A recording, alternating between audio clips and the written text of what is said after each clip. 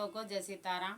हम आप लोगन को एक बहुत सुंदर से भक्त की कथा सुनाने वाले हैं, जो भगवान के परम भक्त हैं, जो आगे चल कर के संत हुए। ऐसे एक महात्मा की कथा सुनाने जा रहे हैं, पावन चर्चा।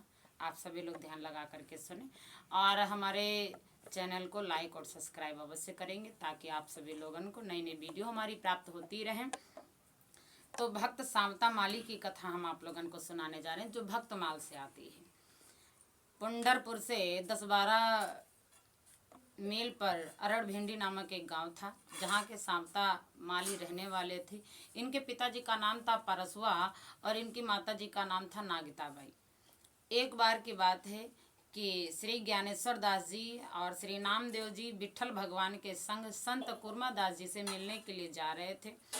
रास्ते में अरड़भेंडी स्थान के समीप जब पहुँचे तो भगवान श्रीहरि कहने लगे कि आप लोग यहीं पे रुकिए और हम अभी सावता माली से मिल करके आ रहे हैं। सावता माली के पास में भगवान पहुँचे और सावता माली से बोले कि आप मुझे जल्दी से कहीं छिपा लीजिए, क्योंकि हमारे पीछे 2 चोर पड़े हुए हैं। भगवान उनके पास में रहना चाह रहे थे ना, इसीलिए कहा कि हमारे पीछे 2 चोर पड़े, आप जल्दी से मुझे कहीं छिपा लीजिए।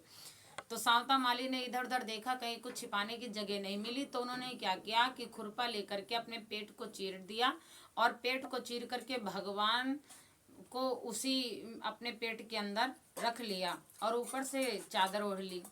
इधर ज्ञानेश्वर दास जी और नामदेव जी जब प्रतीक्षा करते रहे, भगवान नहीं लौटे, तो भगवान को ढूंढते ढूंढते सावता माली के पास में गए। बोले, भगवान क्या यहीं पे आए हैं? तो सावता माली भगवान के भजन में मगन थे।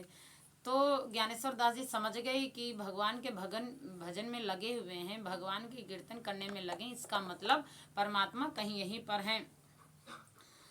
इधर भगवान का ध्यान करते करते सावता माली को थोड़ी सी देर हो गई और नामदेव जी और ज्ञानेश्वर दास जी दोनों लोग भगवान का कीर्तन करने में लग गए, क्योंकि समझ गए कि सावता माली को सर्वत्र पदार्थों में सब जगह परमात्मा ही परमात्मा उन्हें नजर आता है। एक अंग में उन्होंने कहा है, एक अभंग में उन्होंने कहा है कि नाम का ऐसा बल है कि मैं किसी के डराने से डरता नहीं। नाम में ऐसी शक्ति है, मैं किसी के हराने से हारता नहीं, क्योंकि मेरा ईश्वर, मेरा नाम साथ में है। परमात्मा का साथ मुझे जो मिला, संसार के साथ की आवश्यकता नहीं है।